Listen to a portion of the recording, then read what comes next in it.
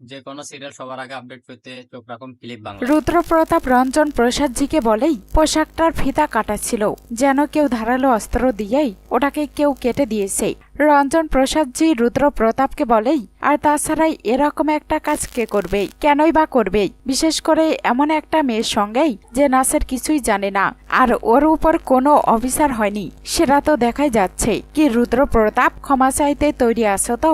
রুদ্রপ্রতাপ রঞ্জন প্রসাদজিকে বলেই, রঞ্জন প্রসাদজি এবার আপনি আপনার সীমা ছাড়িয়ে যাচ্ছেন। রঞ্জন প্রসাদজি রুদ্রপ্রতাপকে বলেই, আমি সীমা ছাড়িয়ে যাচ্ছি?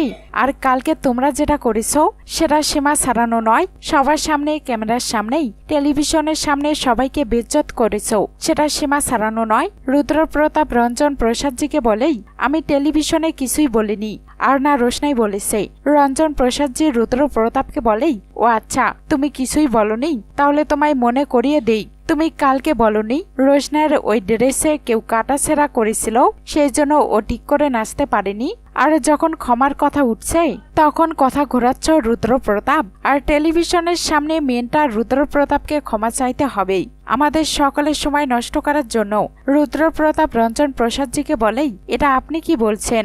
রঞ্জন প্রসাদজি রুদ্রপ্রতাপকে বলেই, ঠিকই বলছি, অন্যায় যখন করেছ তখন ক্ষমা তো চাইতেই হবেই। আর রুদ্রপ্রতাপ যার কোনো ট্যালেন্ট নেই, কিচ্ছু নেই, তাকে সামনে এগিয়ে দেওয়ার কোনো চেষ্টা করো না, ব্যর্থ হবেই।